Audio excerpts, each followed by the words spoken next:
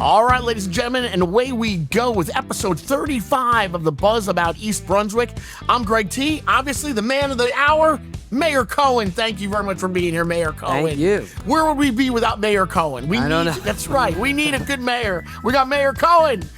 Listen, if you're listening to us on Spotify, iHeart, Apple Music, or Amazon, thank you guys very much for streaming us. And if you're watching us on YouTube at EBTV26, well, hello and welcome to another broadcast here of episode 35 of the Buzz About East Brunswick. We are coming to you live from the East Brunswick Public Library. So let's go. 35. Let's get into it. We've Not been doing bad, this a right? while now. 35. Look at that. It's finally feeling good, and we're coming together. It's great. We've really accomplished a lot with this podcast. We really have, I think. I hope so. I mean, the whole point is to Yeah. give people a different outlook and understanding of what's going on in town with maybe a little bit of some of the background as opposed to just what you might read as a headline. Yeah. No, listen, and it's been great to hear a little bit about your life, not working here, but your personal life, which, for instance, let's jump into it. You had a well-deserved vacation.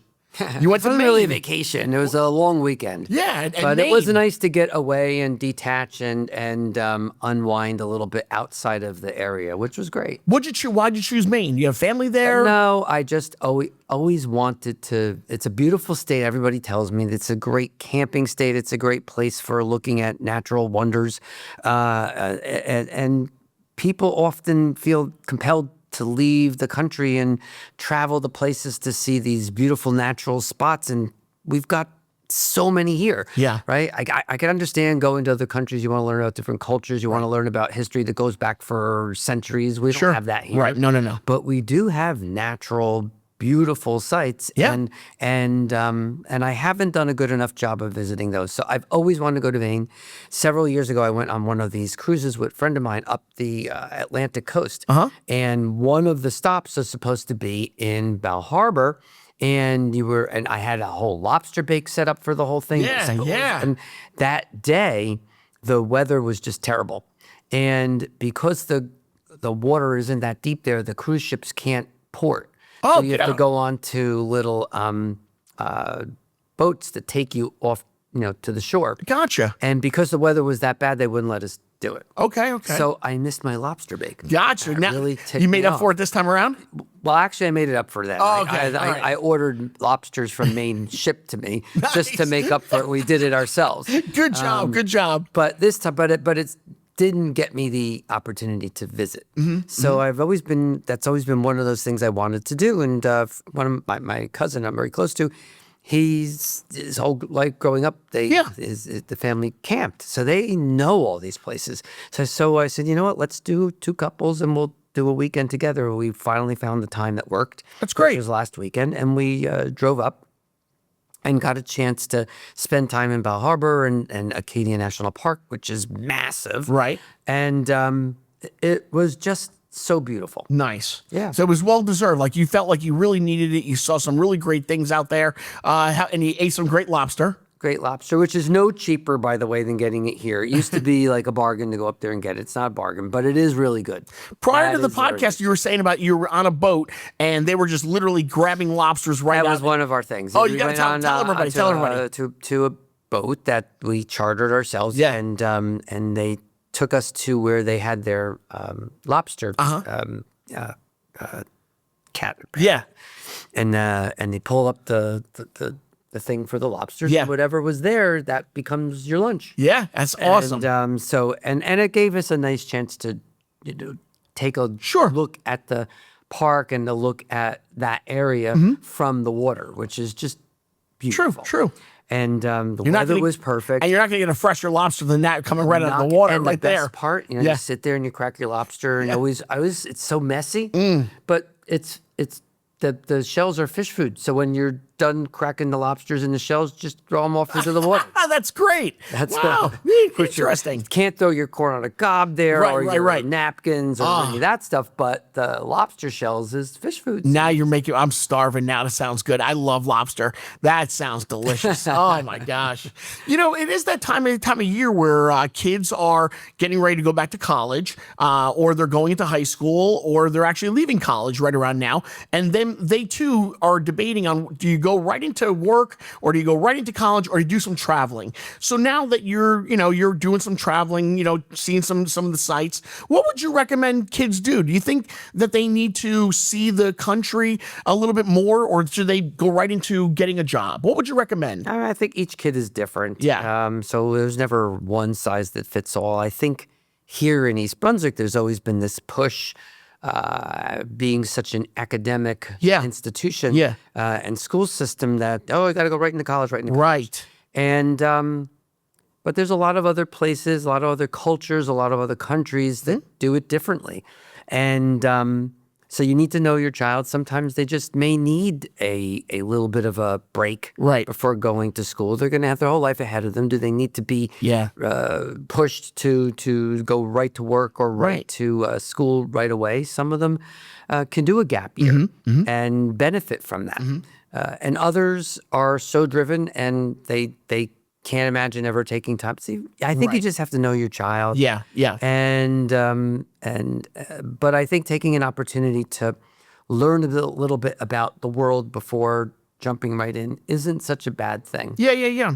No, I agree. I think I would have benefited a little bit more had I not gone right into college, right into a job. I think I'm that type of kid where I would have needed to see the world a little bit more. It took me a little longer to when I finally got my job to then do some traveling. And I think I would have had a little bit better understanding of what things were going, You got to know your child. Yeah. Like some people are so fearful that their kid gets a taste of not being in school that they're never going to want to go back. Right. And I don't know. Maybe there are some kids that are that way. Yeah. And maybe that's better. Maybe that kid's path was not meant to be for college. True. Maybe it should be a vocation. Maybe it should be going into the military. Maybe it's who knows. Yep.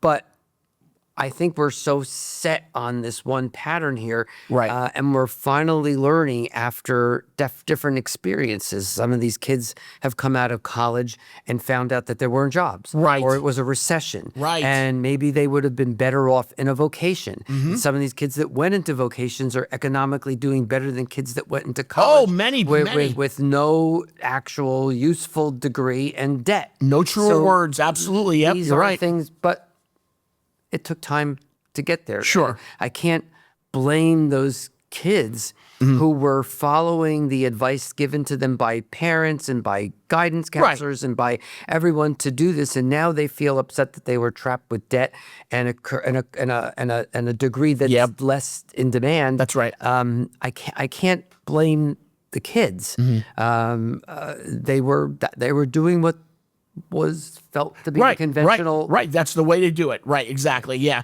Because I see some of the kids now on Instagram or TikTok, and they're traveling and they're like, look at where we are. Some, I just saw one recently, never been to Idaho before, and was just showing us parts of Idaho. Right. And it hit me. Maybe that is a pretty cool path to do some traveling, see the United States, just like yourself. You got a chance to now go up to Maine, see Maine, and walk around and enjoy the beauty of our own state. Clearly so many places in this country you can go to. There's so many places in our own state. Everyone loves to make fun of New Jersey, but there's so many places right here that folks can go to. So there's never one size that fits all, but I think the experiences of the last decade or so has taught parents and folks to step back a little bit and look at career opportunities for their children from a much wider angle, and not be fixed into this one pattern. Right. And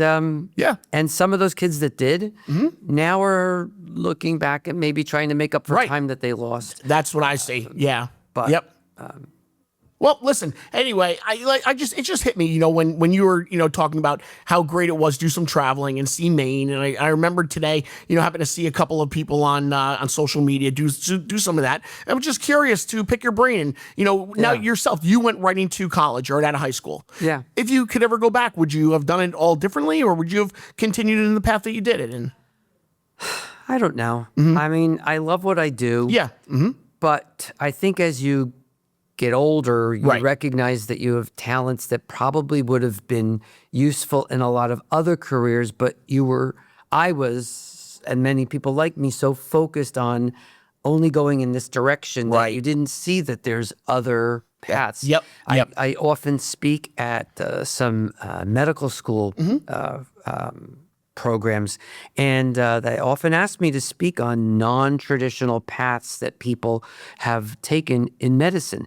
And it doesn't always have to be clinical practice. You could teach, you could be used in corporations because your medical knowledge is useful there, or in research facilities, pharmaceutical companies. Right. There's so many ways in which your medical education could be used in other areas. The training that you're going through to practice give you skills that are often useful in other things, and medical schools don't often do a really good job of explaining that to people, because there's so many things you need to pack into those 4 years in just clinical medicine alone, that thinking outside of the box of what those skills could be used for is not really on the radar. And only now are some of them starting to do that. And, and now they look for people to talk to medical students about things that others have done with their medical training that's outside of traditional medicine. Mr. Mayor, very nice. That's great. See, that's what I'm saying about the buzz here. We get a lot of insight of, your thoughts, your feelings, and plus everything that's going on here in East Brunswick. It's really great. I'm glad we took that time to discuss this. Rutgers, they had about 4 or 5 speakers. One of them is the public health director here in New Jersey. Oh, get out. Or was the assistant under Murphy. I don't think he's necessarily still doing it now. 2 of them work at pharmaceuticals. One started his own company. And obviously here, being a mayor and using those skills for leadership and for management, but just in a totally different sphere. Not medical at all. So I think that the thing I learned a long time ago is that a lot of the skills that you learn, everyone thinks they're going to go into particular careers, but the careers of the future, many of them aren't even developed yet. Everything, totally different. That's right. Things are different, but the skills that you need to operate them, those are the same.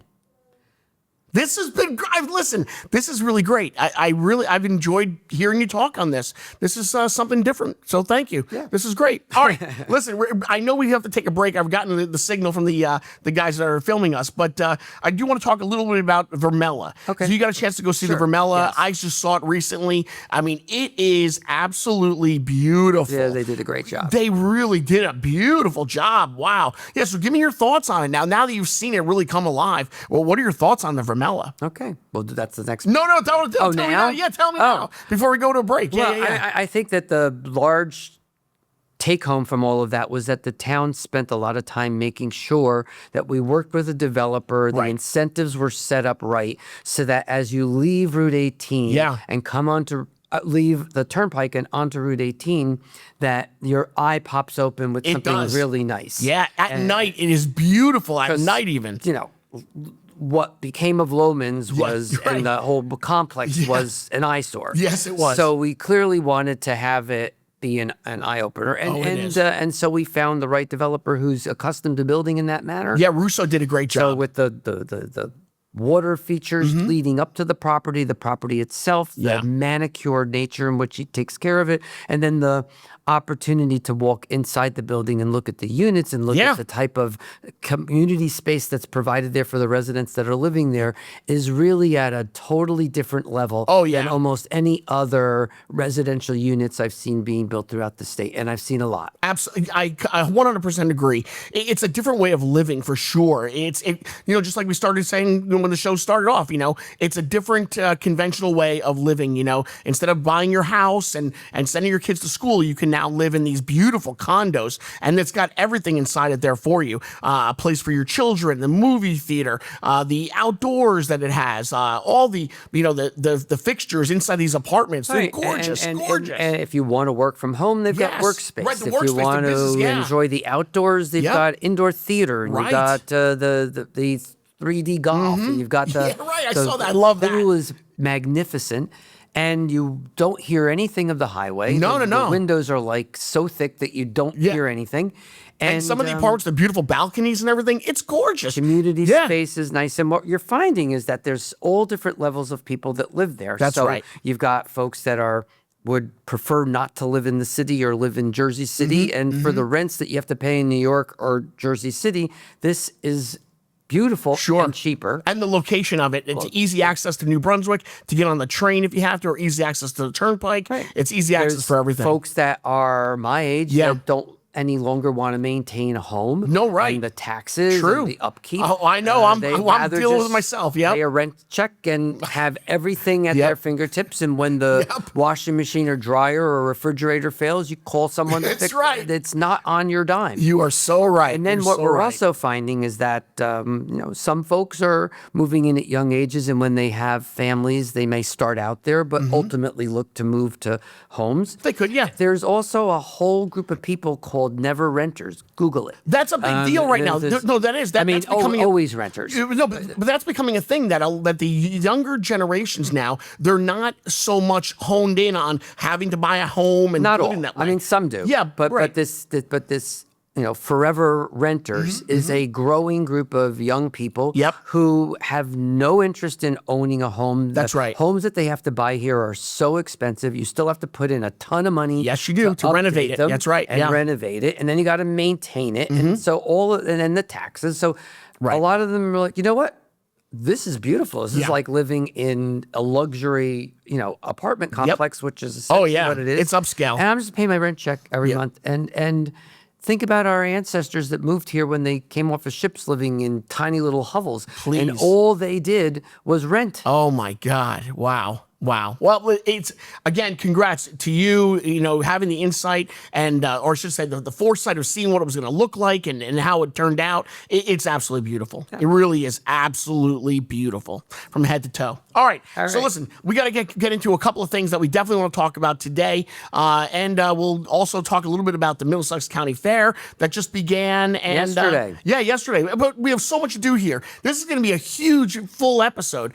This is the Buzz About East Brunswick. We're going to take a quick break and take a look inside and around East Brunswick. And when we get back, get ready. There's more coming your way. It's going to be great. All right. We'll be right back after this. Hey, East Brunswick, it's back. It's the second annual Food Truckapalooza. Well, the sun's going down. It's Saturday night. Food trucks rolling in. Everything's all right. Gather your family and friends for a summer evening filled with great Smoke food. in the air, music on the breeze. Grab your family, bring your appetite, please. A beer garden, family-friendly activities, and live entertainment. Tacos, barbecue too. Neighbors laughing, everybody's there. Good food, good times, filling up the air. Featuring our headliner, Epic Yacht Rock Party. It's all going down Saturday, August 22nd at the Community Arts Center. Sponsorship opportunities still available. Contact Marissa, 732-390-6797 for more info. It's your chance to put your business in front of thousands of attendees. It's a Food Truckapalooza, where great food and great community come together. Food Truckapalooza, come on down. East Brunswick's the hottest spot in town. Bring your friends, bring your crew. There's a little something here for you. East Brunswick's where the party's done. Because there's a lot going on in East Brunswick. All right, guys, so we are back. It is episode 35 of the Buzz About East Brunswick. Mayor Cohen, myself, Greg T. And there is something now that we have to stop down and really discuss and get into it. Is it officially being called the Route 18 Project? Which one? What we're going to talk about right now, the Northbound, the bridge. What are we talking about? The reality is that the Route 18 project that we've been dealing with for the last almost 4 years. Yeah. We've been able to shave off a lot of time on that. Sure. That one is fortunately coming to an end. Yeah. Can't come soon enough. I heard some of the traffic reports today. They said no traffic on Route 18 this morning. That was odd. You Yes. have to record that. Seriously, yeah. Record that. Play it back.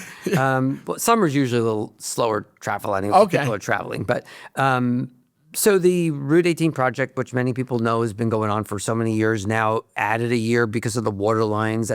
Everybody knows that the town had to do that because the state gave us half the money for all of those repairs of our lines.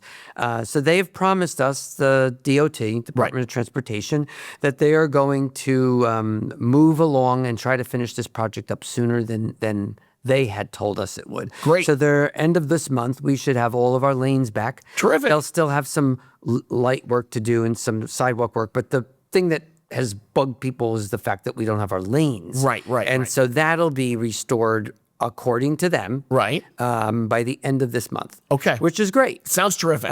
As soon as we heard that, they also told us that they had been working on another project that involved the repair of the bridge that goes by Eicher Street over Conrail, which most people don't even realize there's a train that goes underneath that. Yeah, I grew up here and I had to think back and say, is there? But There is. right. So State Road and then Conrail, which is federal. They had been working on, much to our, we had no idea. Right. The Department of Transportation and Conrail had been working on a plan to fix that and redo the bridge. Okay. Because it's old, it's failing. They're very fearful over time that might collapse. Gotcha. It's not safe. So they want to do a bridge that's not only newer, but elevated a little higher because a lot of the Conrail trains Right, they're getting bigger. are bigger and they need to be able to fit underneath that bridge. Right. Why they couldn't do that when they were already working on Route 18 the last 4 years? Right. I can't answer that question. Right. Somebody at the Department of Education of Transportation needs to explain why these two projects that they knew about clearly didn't talk to one another in a way that they could be done at the same time. And there was a moment where you actually said to me that you went to them and said, do this project now while you're still doing, projects here on Route 18. Well, no, we only heard about this project recently. It just begged the question that if you'd been working on this project for Eicher Street and the bridge that's there and all of the Route 18 project, how is it that two people in the same department are working on projects in the same highway and they don't know each other? They're not talking to one another. They're not coordinating with one another in a way that all of it could have been done at once. I can't answer that question because it's not my road. I don't run that department. So all we are the receivers of the information once the state tells us what they're planning. That's the thing that I took from this. So you're saying the state of New Jersey, they have every right to go into any town that they want and to start a construction project on roads that we don't really own on their roads. Time. Right, they're on their roads at any given time. They could do that. And They will often come to tell us about a project. Right. They want to know, are there particular things that the town is planning or would unfairly or adversely affect the township. Okay. They do talk to us. Sure. But it's not as if we have to agree with them. Right. We're not giving them permission. They don't need our permission. It's their road. Gotcha. If our town decided to go out and in as much as fix a sign on Route 18 and got hurt, the state would sue us because it's their signs. It's their road. Amazing. So we need to understand it's their road. Right. When they came up with the first rendering of what they wanted to do on the Route 18 project 10 years ago when they sat down with me when I was first mayor, they wanted to close off Edgeboro Road. They didn't want to have any entrance onto Route 18 from Edgeboro Road because they felt that was causing a lot of traffic, which it probably does. But their alternative, not knowing that there was going to be work done on Route 18 with redevelopment, and their alternative would have been to put all of the traffic going down Old Bridge Turnpike. It was untenable. So that conversation allowed them to scrap that idea of closing off Edgeboro Road. Right. They needed to know that there were going to be residential units there because it's part of our affordable housing obligation. Okay. So there's going to be the residents living on Route 18, which was not something that was typical before. Okay. So those conversations yielded changes in their plans that they only would have gained out of the conversations with us. Right. But it didn't change the fact that the Route 18 project was going to take place. Gotcha, It is the gotcha. same thing with the bridge. Okay. Right? They are talking with Conrail and Right. working out what they're going to do between the state and Conrail, and they don't need our permission. Gotcha. They'll periodically tell us this is on the docket, something they're going to plan doing. That could be tomorrow. It could be 10 years from now. Right. That's what I have no control over timing. Some of it is they need to get engineering work done. They might need to get land rights. But don't they understand that we have been under construction for such a long time that the township, we need a break? That is why we asked them that when they announce this project, which is supposed to take place after the new year, Right. that they meet with us.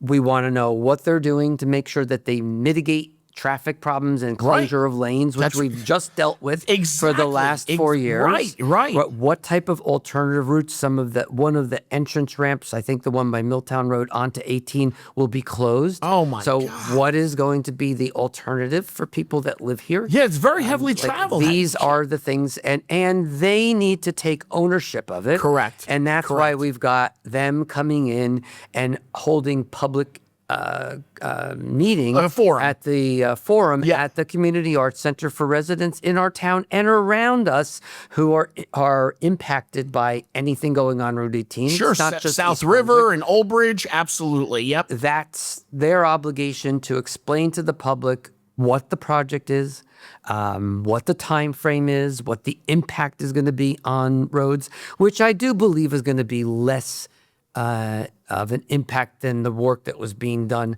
which primarily did a lot of narrowing of the choke point, which is primarily by Eggers Right. and Tice's. I get what you're saying. If you look at traffic counts along Route 18, as you go down Route 18 south, the biggest traffic count is around Tice's and Eggers, where it's Sure. 100,000 cars a day. Right, that's right. As you start moving further south, people start exiting That's off right. of the highway, Yep. so it drops. That's right. And that's why the lanes even go down to 2 lanes. There's not much so traffic. the Right. impact down at Iker is going to be way less than it is as you enter East Brunswick. Right. You know, And where I the get that. lanes start to merge. Oh, yeah. So it absolutely will be less of an impact, but it's just but it's gonna be an impact, damn though, no matter what. annoying. Of course it is.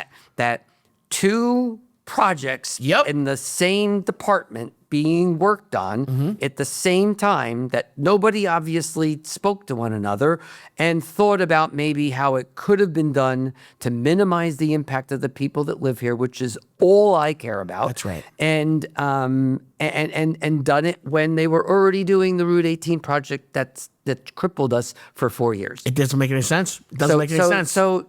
But does the town have the right to tell them to stop it? Well, that was going to be my next question. So so where are we? How do we fight back against this, or how do we let our voices be heard? There is no fighting back. So what do you do in this situation? You need to be an adult, Okay. and not throw a temper tantrum. Right, I'm getting high. I'm getting. Right. And you need to work with the state to, at this point, try to work with them in ways that have less impact on the motoring public. Are they And gonna work with you? the people that live in Yeah. East Brunswick who are going to be impacted? Of course they are. As entrance ramps get shut, Because people are or going to take people are going detours, to figure out into different streets. It's going to happen. Yeah. important. Yeah. Because you can't stop it. Right. It is the state. And as dysfunctional and disorganized as this may seem, Yeah. we have no control over that. Gotcha. And in all fairness to the new It's so commissioner frustrating, though. of the Department of Transportation, who literally just started with this new administration, this got dumped in her lap, and I feel a little bad that It's on her. It's on her, Right. But that's her job. Gotcha. And she's taking ownership of it. Mm-hmm. And that's why they agreed to sit down with us and figure out ways of reducing the impact. That's great news. And Great news. making public opportunity for the public to hear from the department, Right. not from the town. Right. It's not my project. Right. No, it's that's great. theirs. And explain to the public Yep. everything that they're doing and answer questions. And It's what they owe us. They absolutely owe us that. The department are willing to do that. So, that's what we can do. 100%. So what I found really funny though, Yeah. is that the last week I got a call and a visit from a new company that's moving into East Brunswick, a company that makes olive oil called Calavita. I think most people have used that oil. Yeah, well, I know it very well. They have a major facility in Edison, Okay. and they're leaving. They needed bigger quarters, and so they're leaving Edison, and they're taking over one of the Frank Week buildings off of like back by Kimberly, Yeah, and all those streets back there. And So that's great for East Brunswick. why are they coming here? Why? Because Train line. There's no train line that goes through, freight train line that goes through Edison, and they need to have ability and access to a freight line. This is the first time in 10 years as mayor I've heard any company coming here that needed a because freight of train. trains. Right. You're right. No, it's true. And all this, Yeah. they last year they had to shut down part of Riders for a while because the train. Everyone's saying, "I never see trains cross there." And and now we've got this train project going on. I grew up here. I'm telling, like I said, I grew up. And nobody even knew there's a train that goes under the bridge at Iker. Nope. And now, the first time, I have a company coming here, and a good one. Right. They got great products. Yes, and they did. the main reason they want to come here is because there's a freight train route that stops right by their facility. Look at that. So there you go. All right. So what Mr. Mayor's talking about, Mayor Cohen, is the forum is going to be happening at the East Brunswick Community Arts Center. It's happening on August the 13th. That's a Thursday, August 13th, between 6 and 8 o'clock is when you can be there and hear exactly what this project is going to entail. What kind of what kind of stresses is East Brunswick under when this project starts to take place, and I guess what else would they be? And give an opportunity for the Department of Transportation to answer public questions about anything. Sure. Why is it being done? How long is it going to take? What type of impact? Why it couldn't be done during the same time that they were already shutting down parts of Route 18 over the last 4 years. There may be a very valid answer, but the department is willing to do that, and I got to give the new commissioner credit for coming out and facing the public on their project and taking questions from the community. It's really going to be something to hear, to see, and to witness. It really the stresses, and you're so right. When you were telling me about this, East Brunswick is we don't deserve to be under construction again for a lengthy amount of time. We don't. When I got married, we moved to Bayonne. I think I told you that. And we would then have to commute into Newark, so you have to take the Turnpike extension. And when we lived out there, it just became kind of urban legend there. They're always working on some portion of the Turnpike extension. Going over that bridge, right? It is never done. Right. And They're all still I working on it today. fear is that Route 18 is going to become that never-ending project. That no matter what, well, you finish that one. Tell us now if there's another one down the line after the bridge, because I think residents deserve to know that. Absolutely. Or are you actually going to be done and they're going to have a break for a while? And yes, roads all require maintenance. We live in New Jersey. There's a lot of people that live here. There's a lot of volume on the highways. Our weather patterns are different than down in the South, where the impact to roads is different here than in other places. And I've heard it all. Asphalt today isn't made the same quality as it was 30, 40 years ago, so it doesn't last. You really have heard it all. I understand all of that. So there is the need to constantly upkeep these roads. We need that.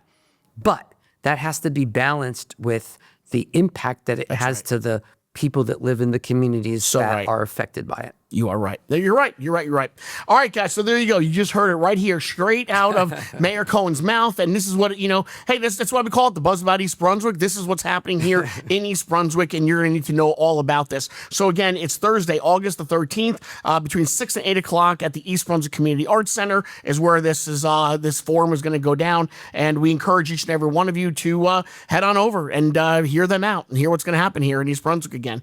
All right, guys, we're going to take another break. We'll take a look inside and around East Brunswick. And when we get back, we're going to talk about some lighter, fun things like the Middlesex County Fair. Yes. All right, It started yesterday. Right. Did you go? No, I didn't get a chance to go, but due to social media, I got to see what a beautiful display of fireworks there were and how great it was and what it looks like. I get it all from social media today. All right, guys, we'll be right back with more Buzz About East Brunswick.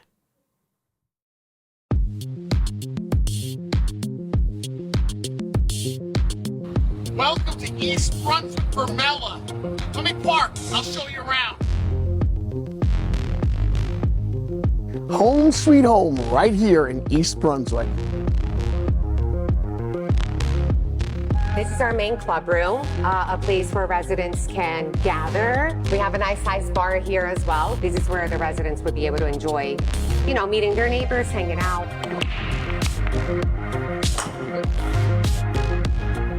You gotta look up.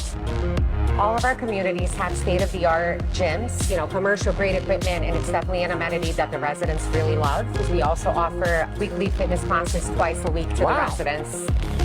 This is a knockout.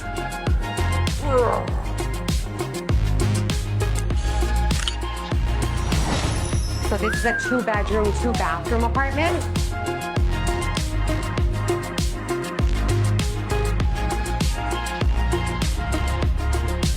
I love the countertops, actually. I just love the white. It looks so clean. It's beautiful. bright. It's stunning.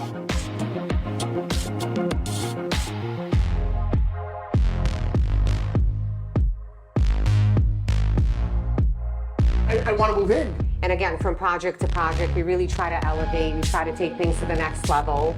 And a nice balcony out Yeah, there too. some of the apartments will have balconies or private terraces. Hello, East Brunswick! Wow. This is our business center for residents to be able to plug in, work from home, hire kids, the fireplaces, just a really beautiful outdoor oasis. What a different way to live. Children's playroom. I feel like I'm in Alice in Wonderland. It's absolutely stunning. Movie theater. They got their own movie theater. Again, all the attention to detail between the glass and the lighting accents here. You've walked us through the whole entire Vermella, and now we're here at the exit. There you go, guys. This is the new East Brunswick Vermella. How do you like that? All right, guys, getting ready to wrap things up here for episode 35 of the Buzz About East Brunswick. Now let's get into some really fun and happy things. Happy stuff. So let's get one thing out of the way. There is a job fair that's coming here to the public library. It'll be on August the 17th. We will release more to the residents through social media, all about what jobs are available and what you can learn from the job fair coming here on August the 17th.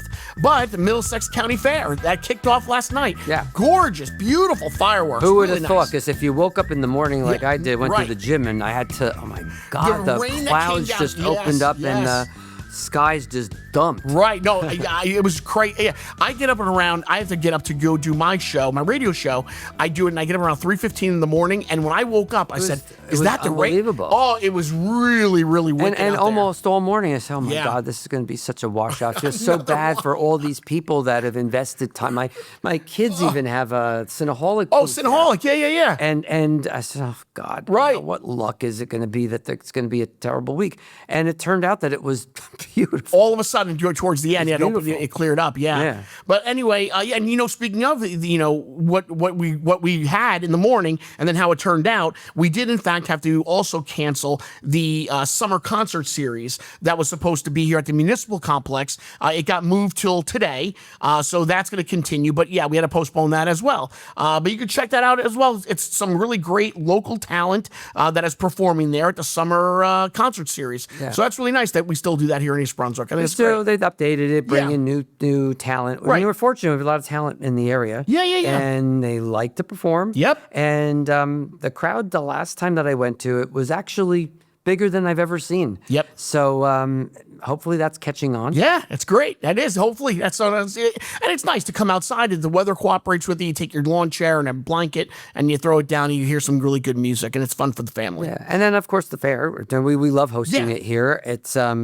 every year this time, first week in August, and Fairgrounds does a great job with They do. it every year, and it's obviously honoring the agriculture industry that we have here in this state that often doesn't get a lot of news time. Right. When you think about industries in New Jersey, with pharmaceuticals, Yeah. financial, technology, education, like all of those are the things that seem to get all of the attention. Right. But we have a $1.5 billion agriculture industry right here in New Jersey, and we produce some products that are in the top 10. Top 10 in berries, in blueberries, cranberries, eggplants, escarole, kale. Who knew? Unbelievable for a state so tiny. Yeah. We pack a pretty mean punch outside our size for a lot of these products. Yeah. Well, when I was a kid, I remember going to the Middlesex County Fair, and we went, all the time. And it was great riding the rides. But then I did a little bit more learning about the Middlesex County Fair and how we also integrate, some of the animals. The 4-H clubs are there. Yes. The petting zoos and whatnot. And I do think that the Middlesex County Fair, it's got something for everyone, right there and then. And it runs for several days, and it's worthwhile. It really is. Yeah. But you seem to forget. So even if you're just bringing your kids for rides, or if you're That's what you bringing always them to think do about. the petting area with Correct. the animals, or if you really, need your funnel cake once a year, like I do, that's where I get it. Yeah. That's always great. Yeah. You don't go there to lose weight. No. You're going to eat pretty well. Yes, that's good. And there's a music venue there, so there's always music going on. And then different organizations have booths. So there's something for everybody. There is. But it highlights the county. The Middlesex County Board of Commissioners sponsor it every year, and it's a highlight for them. Okay. So it also recognize students, especially those that are going into either those that worked in 4-H, Right. volunteerism, Yeah. something that we like to see our kids engaging in. Oh, 4-H is great. And those that might actually want to go into the agriculture industry. Yeah, right. And with Rutgers, it's so close. Cook College is a great agricultural segment or area of the college. Yes. They do a really great job there as well. So it kind of it works together with East Brunswick being being so close to them, and it's nice. Yeah. All right. Also, last but not least, the Crystal Springs extended hours. So that's happening. that was kind of a response to folks that were a little bit upset that because of staffing, we really couldn't keep the park open past 6 o'clock. Right. And for folks who live here, who have traditionally gone to Crystal Springs, but really don't want to go on weekends because they do tend to be crowded. Right. It's really a non-starter for them if they don't get out of work till 5 o'clock and have to now come home, change, and by the time you get to the park, it's Closed. Right. So we decided that we're going to figure out how we could solve the staffing issue to open up some days for folks during the week to have hours that are extended, even if it's not every part of the park. Like the slide isn't going to be Sure.